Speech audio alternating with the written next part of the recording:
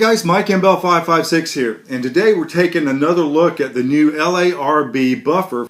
In our first review, we found significant differences in function that we think we can attribute directly to the design differences of the buffer.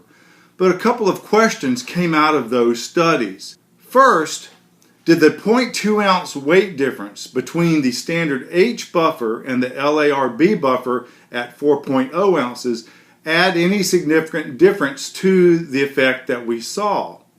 And the second question is, did this different design of the rear bumper on the L.A.R.B in and of itself significantly contribute to the slower rate of fire and slower bolt velocity?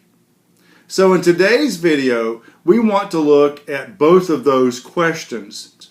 Now, to address the weight difference, what I did was actually mill out a little bit of metal from the rear of this weight that goes in the L.A.R.B.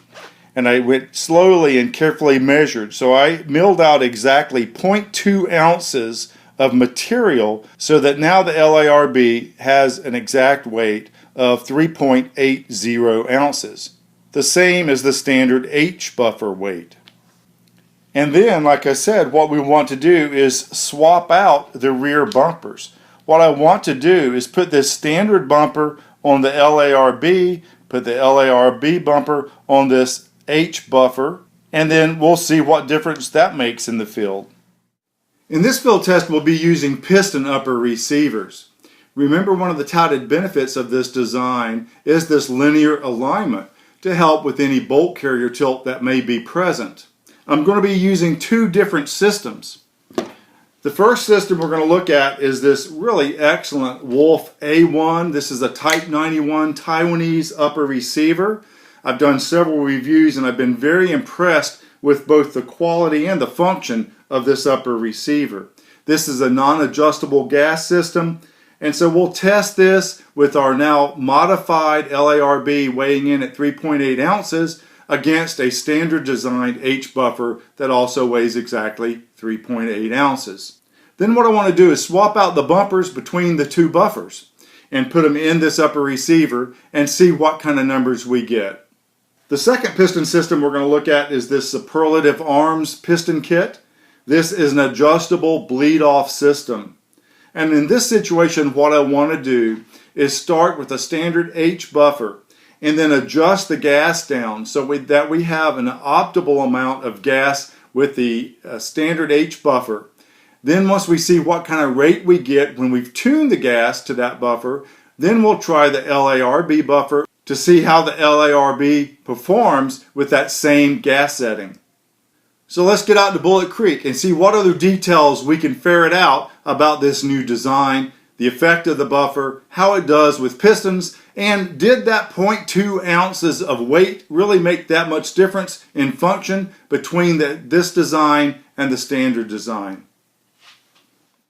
Okay, this is the L.A.R.B now modified to 3.8 ounces with a piston upper. We're going to use the Wolf piston upper M193 ball.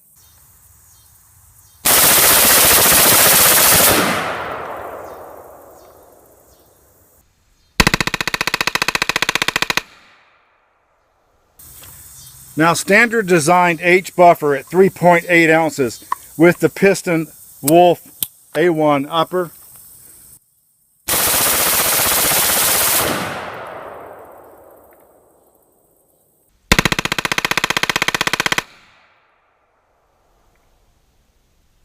All right, now to test the effect of the bumper. We've switched the bumpers. This is the L.A.R.B with a standard style bumper.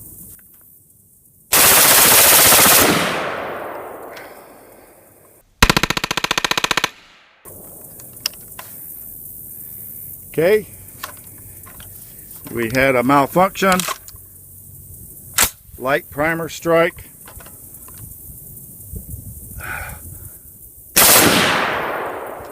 Did not hold the bolt back, another malfunction, light primer strike.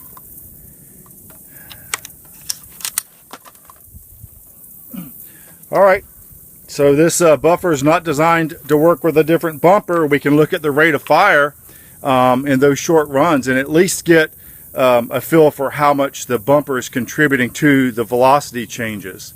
Now I've taken the bumper from the L.A.R.B, which is modified in design, and placed it on a standard designed H buffer. Let's just see what we get here.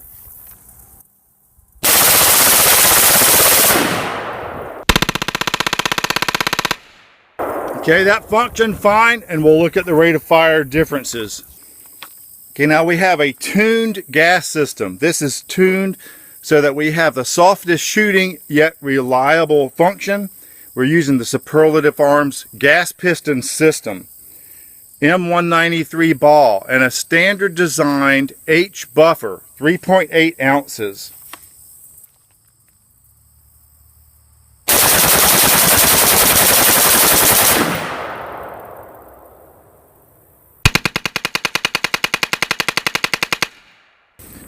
Now we've let the barrel cool off. Everything else is exactly the same, except we've changed to the L.A.R.B buffer design. And with this buffer, we have modified it so that it weighs exactly the same as the H buffer. So everything is the same except the design features of the L.A.R.B. And let's just see what we get now.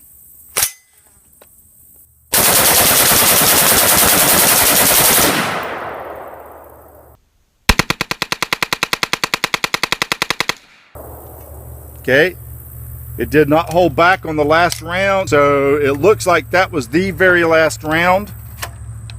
Okay, now with the Superlative Arms gas piston system, I basically turned it to no restriction and no bleed off. So this is full gas with this particular barrel with the L.A.R.B at 3.8 ounces.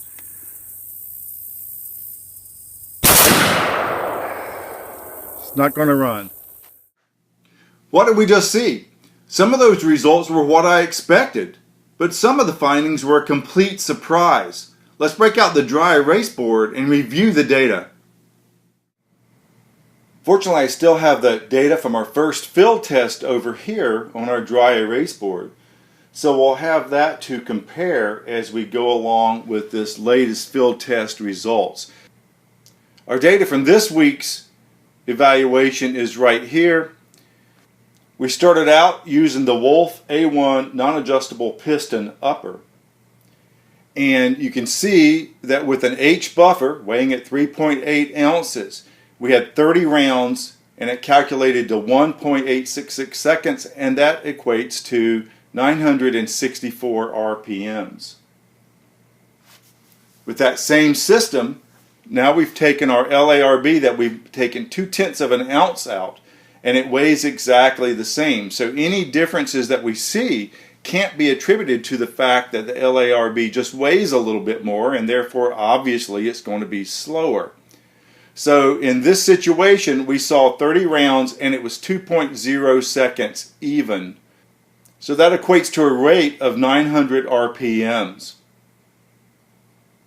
So we saw a significant decrease in the rate even with the exact same weight using the L.A.R.B in the piston upper. Now remember, with our 14.5 inch carbine DI upper, we saw the rate go from 947 to 900 using the standard 4 ounce L.A.R.B. So we're seeing the same kind of benefits even when we've modified the weight slightly to make sure that we have accounted for the weight variation, adding to the effect that we're seeing with this buffer design. So then the question arises, well, we see the same kind of results that we were kind of expecting. Is this just because of the bumper design? Remember, the bumper is larger, softer, and has a conical shape on the butt end of it. So to look at this, we took the L.A.R.B buffer and we put a standard bumper on that buffer. Now, what we saw was that this was unreliable, and we did get a run of 19 rounds in a row, and that occurred in 1.233 seconds. So we did see an increase of 924 RPMs compared to our baseline 900 RPMs with this particular system. But the big surprise came when we took this modified bumper and we put on the standard buffer. And in this situation, this was totally unexpected. It was very reliable. We got 30 rounds, but it was also very fast. The 30 rounds came out at 1.833 seconds. So the rate actually went up to 982 RPMs. And this was so surprising to me that I reviewed the films multiple times and I did the calculations multiple times to make sure that I wasn't making a mistake or overlooking something. So quite to my surprise, we actually had an increase from 964 to 982 RPMs. And even given the potential of error, certainly what we didn't see was that adding this bumper to a standard buffer caused the effect that we're seeing when we test our L.A.R.B. buffer. There's more to it than just adding the bumper. Then we went to a tuned adjustable piston system. We used the superlative arm system, and this has run very well for me. And so our second surprise was what we saw when we tried to run the L.A.R.B. with this superlative arms gas piston kit system. When we started out with the H buffer, we tuned the gas according to the instructions so you can get a minimal amount of gas, the slowest rate possible, and still have reliability. And what we saw is with a tuned system and the H buffer, we got the rate down to 651 rounds per minute. That's very nice, very controllable. And it's what I would expect from this superlative arms gas piston system. The surprise came in when we tried to run the L.A.R.B. The L.A.R.B. went 29 rounds, but it failed with the last round. It did not ignite the last round. Now, interestingly, as far as the rate goes, we saw a rate of 614 RPMs. So we did see an improvement, even in a finely tuned system for the H buffer. When we add the design of the L.A.R.B., we did see a decrease in the bolt velocity and the rate of fire, but we had no reliability. So my first impression was we need more gas. So then I started playing with the gas systems and slowly tuning up, and actually we had less reliability with this system when we increased the gas pressure. And even when I took this system and I went fully open with full gas pressure, we saw some very interesting findings. We only got 22 rounds out of a 30-round magazine, but the 22 rounds came out at a rate of 609 RPMs. So that was just totally unexpected. Even though we increased the gas, the rate did not increase, but we still had reliability issues with this particular superlative arms piston kit. So the question is there a problem with the bolt carrier and buffer interface? The company does say with this L.A.R.B. buffer that it requires a mil-spec M16 bolt carrier. Now here on the right we have a mil-spec bolt carrier, and on the left this is the bolt carrier that comes with the superlative arms gas piston kit. Comparing the ends of these two bolt carriers, there is a difference. You can see that the opening in the superlative arms is a little bit larger and the wall's a little bit thinner, the edges are tapered a little bit. I have no idea if this is the reason, but I think there is some compatibility issue between the design of the L.A.R.B. and the bolt carrier or some other design feature of the superlative arms gas piston kit. If we just check the interface of these two, you can see that there is considerable movement with the mil-spec bolt carrier and the design of the L.A.R.B. If I try to move this, you can see how much movement there is. There's a little bit of movement. And then if I compare that to the movement that we see with the superlative arms.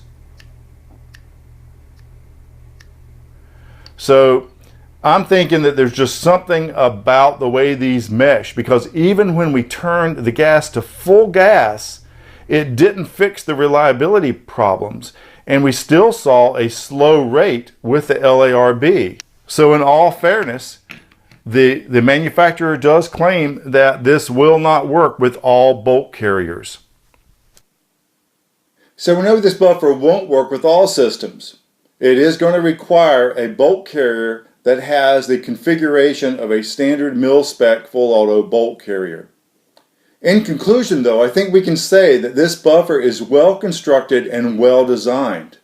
It's constructed of 100% stainless steel except for the rear bumper. I think we've shown that this design with its 4 unique features does do what it claims. And further, I think we've shown that the benefits that we're seeing with the slower bolt velocity and cyclic rate aren't solely from a different shaped and constructed rear bumper on this buffer. And quite the contrary, when we added this bumper to a standard designed buffer, what we saw was a slightly increased rate in bolt velocity. It's the 4 unique design features working together that seem to deliver the best performance. Maybe there is something to their last claimed benefit.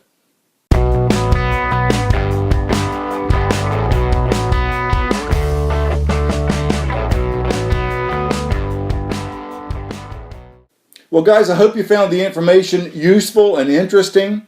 If you have any questions or comments, please post those, and as always, I'll try to respond to those in a timely fashion. Thanks for watching, and we'll see you next time.